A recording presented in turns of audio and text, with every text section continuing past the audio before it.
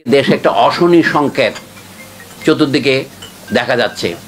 হঠাৎ এটা কালো মেঘ, মানে মাত্রই ঝড়ের পূর্বাভাস, এটা বলছি না, কিন্তু কালো মেঘ দেখা দিয়েছে। দেশের নির্বাচনে কি যথেষ্ট? নির্বাচন যখন হয় না তখন আমরা জানি নির্বাচন দরকার, সেটা তো আমরা সাক্ষী আছি। কিন্তু নির্বাচন হয়ে আমাদের কি হয়েছে? নির্বাচন তো বহুবার হয়েছে। আমরা গণতন্ত্র কথাটাকে যদি বুঝতে পারতাম তাহলে দেশে স্বৈরতন্ত্রের উৎপত্তি হতো না। আমাদের কবি সাহিত্যিক শুধু নন, আমাদের বুদ্ধিজীবীরাও সকলে নিজেদের ছেলে মেয়েদের আমরা ইংরেজি মাধ্যমে পড়াই, অথবা বাইরে এসে বাংলার জন্য উপদেশ দেই। বিদেশে আমাদের ছেলেমেয়েরা পড়তে যাবে, আমরা ইংরেজি ভাষা শিখবো, এই বিষয়ে কোনো সন্দেহ নাই। কিন্তু আমাদের লেখাপড়ার মাধ্যম কেন ইংরেজিতে হবে? এই প্রশ্ন কি বর্তমান ইউনূস সরকারে তুলবেন? আমরা বলছি এই সরকার আমাদের আন্দোলনের ফসল, এই কোনো সন্দেহ নেই, কারণ প্রকৃতি শূন্যতা সহ্য করে না। স্বৈরতন্ত্রে যখন পতন হয়েছে তখন সেই শূন্যস্থান কাউকে না কাউকে পূরণ করতে হবে। তো যারা পূরণ করেছেন তাদের কর্মসূচিটা কি আমরা এখনো জানি না। এখন আপনি বলছেন, আপনি আবার বিভেদের কথা তুলছেন। এখন তো আমাদের জাতীয় ঐক্য দরকার। ঐক্য হাড় যদি ভেঙে যায়, চামড়ার ঐক্য দিয়ে কিছু হয়? সেই জন্য আমাদের ঐক্যের কথাটা ভাবতে হবে। যদি স্বৈরতন্ত্রের পুনর্বাসন আমরা না চাই, তাহলে এই যে গণতন্ত্রের অদ্ভুত সব সংজ্ঞা দিচ্ছে, স্বৈরতান্ত্রিকদেরকে নির্বাচনে দাঁড়াবার সুযোগ দিতে হবে, এটা কি করে কথা হতে পারে? আমরা শুনতেছি যারা গণহত্যার জন্য দায়ী, ইংরেজিতে এটাকে ম্যাসাকার বলে, তাদের বিচার করার আগে তো তাদের নির্বাচনে আসতে দেওয়ার কোনো প্রশ্নই ওঠে না।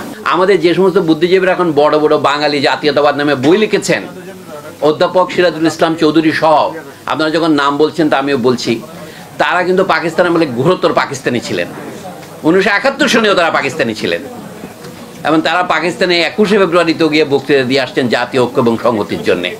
আচ্ছা, আহমদ সাহেব বলছিলেন বুদ্ধিজীবীরা আরে পাকিস্তানি ছিলেন, এখন বাঙালি হয়েছেন, তাও ঠেলায় পড়ে। আমি শুধু এইটাই বলে আজকে একটা সাবধান বাণী উচ্চারণ করতে চাই। এখন 5ই আগস্টের বৈপ্লবিক পরিবর্তনের পর নিঃসন্দেহে এটা বৈপ্লবিক পরিবর্তন, কিন্তু তার ফলাফলকে অপরে আত্মসাৎ করার জন্য এখন এতই তৎপর হয়ে উঠেছে, এর ফলাফল প্রায় বিফলে যাবে। এখন যে ঘটনা আমরা দুদিন দেখছি চট্টগ্রাম এবং অন্যান্য জায়গায়, মনে হচ্ছে কি দেশে একটা অশনি সংকেত চতুর্দিকে দেখা যাচ্ছে। হঠাৎ এটা কালো মেঘ, মানে মাত্রই ঝড়ের পূর্বাভাস, এটা বলছি না, কিন্তু কালো মেঘ দেখা দিয়েছে। এই জন্য কবি, সাহিত্যিক, রাজনীতিবিদ সকলকেই জাতীয় প্রশ্নে একটা অভিন্ন অবস্থানে দাঁড়াতে হবে, যে কোনো ক্রমে আমরা যেন আবার স্বৈরাচারের প্রত্যাবর্তনের পথকে সুগম না করি। কিন্তু আমরা যদি এই স্বৈরাচারের পথকে সুগম করতে না চাই, আমাদের ন্যূনতম কর্তব্য কি?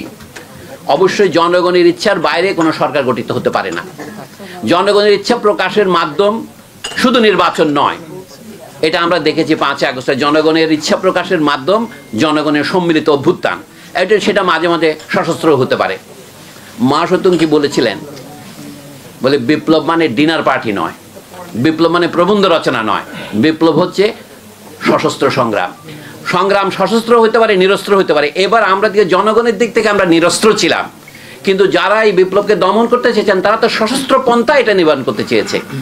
আরও একটা ব্যাপারে আমাদের ভুল বোঝাবুঝির অবসান হওয়া দরকার। বোধহয় সোহরাব হাসান বলছিলেন যে সামরিক বাহিনী তো জনগণের কর্মচারী। সামরিক বাহিনী সহ দেশের আমলাতন্ত্র সকলকে জনগণের কর্তৃত্বের অধীনে রাখার পূর্বশর্ত হচ্ছে রাষ্ট্রটাকে জনগণের রাখা। আমরা একটা ভুল করি, রাষ্ট্র এবং জনগণের মধ্যে গোল পালিয়ে ফেলি।